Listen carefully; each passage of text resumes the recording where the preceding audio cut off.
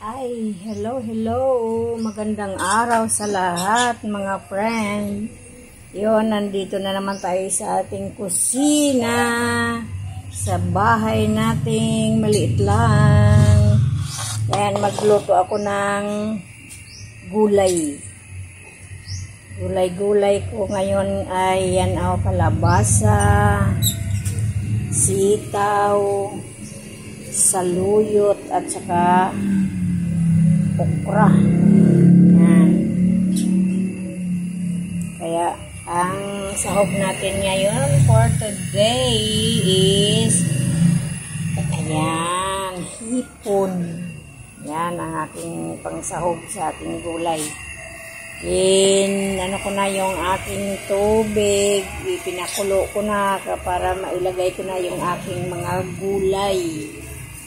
Sinasabay-sabay ko na lang din ito kasi parang pakbit style ba na pagluto. Uunahin ko muna itong sitaw. Kaya yung sitaw medyo yan matagal-tagal bago lumambot. Kaya unahin natin yung sitaw. Sitaw.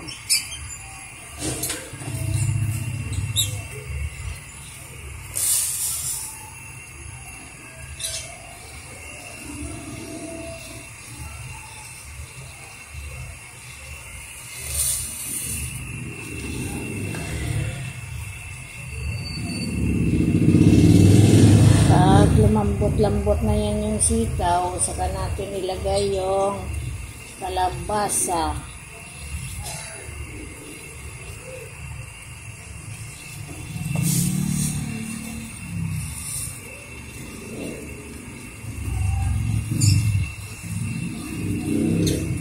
I-request naman ng mga bata gulay. Para ayaw nila yung palagi na lang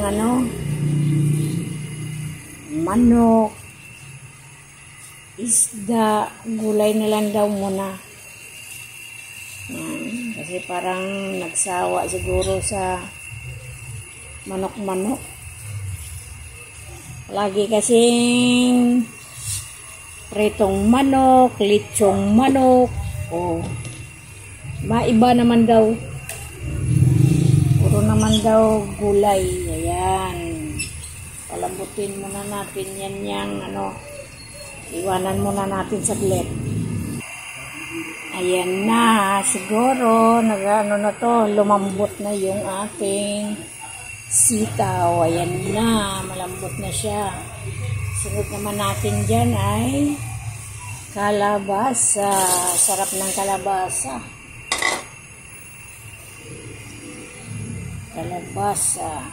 Tapos, lagyan natin ng asin para habang kumukulo, matunaw na yung asin.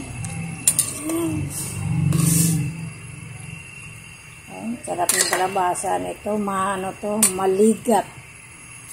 Sa probinsya naman sa amin, ang tawag yan sa maligat, marabu.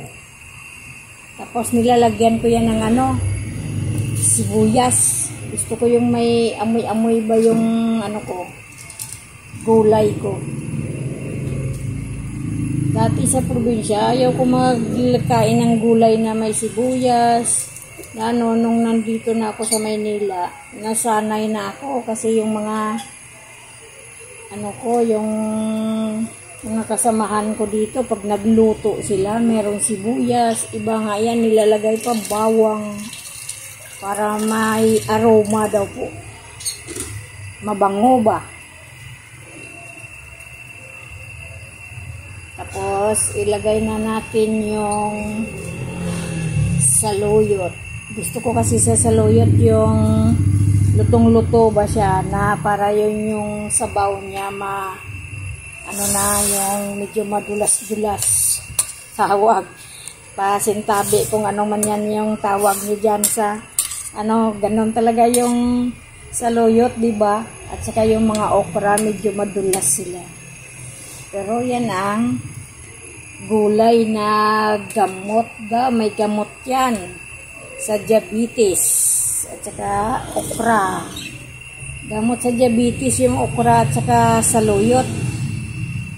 Yung sino ang merong dyan, diabetes, abang maaga, pag padoktor kayo at saka sinabi ng doktor na meron kayong diabetes, kumain kayo lagi ng okra at saka saluyot. Yung iba nga po dyan, yan ang ginagawa nila dyan sa okra. Hinihiwa-hiwa nila niya na manipis na hiwa, tapos binababad sa tubig kapag gabi, tapos sa umaga nila inumin. Diba parang may iba na ang lasa. Pero kung gusto mo talagang gumaling ka sa sakit mong diabetes, titiisin mo yon. Sa bumili ka ng gamot sa diabetes, napakamahal. Kaya yung iba mga tao doon sa probinsya, yan na lang ang ginagawa. Yung okra, tsaka takipan natin uli yan kapag lumambot-lambot na yung kalabasa, okra, at saka saluyot. Yun, isalagay na natin yung sahog niyan na hipon. Balikan natin yan. Ayan na, balikan na natin. Usok-usok na. Ibig sabihin, luto na sila. Kulo-kulo talaga siya, oh. Yun, sarap. Lambot na sila. Yan, ilagay na natin yung ating magic sarap. Kalahati lang. Magic na masarap. At saka yung ating sahog na hipon. Ay, kasarap ng gulay ko. Yes! Hipon. Yan ang sahog ko sa aking gulay. Namula na siya. Kunting kulo lang yan, luto na din yan. Kaya sarap. Tikman natin. Kasi nilagyan ko na yan ng asin at saka magic sarap.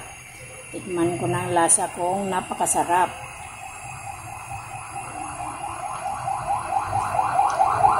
Wow! Ang sarap! Sarap talaga.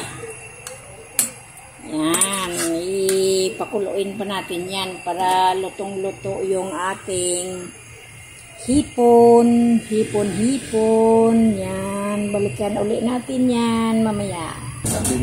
Oh. Ay, hello. Ito na, luto na itong ating gulay. Wow, napakasarap. Kulay pa lang. Masarap na. Oh. Yan, kasarap. Tikman ulit natin ang lasa. Wow, ang sarap na.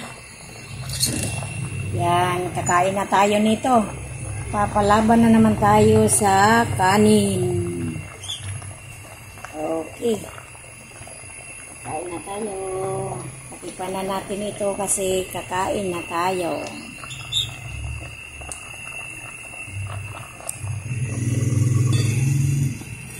At saka isusunod ko itong aking kutkutin. Yan. May binili akong kutkutin. Yan ang isusunod ko dito sa aking gulay. Yan. Kunin na natin itong gulay natin. Hanguin na natin ito kasi luto na. Buhatin na natin.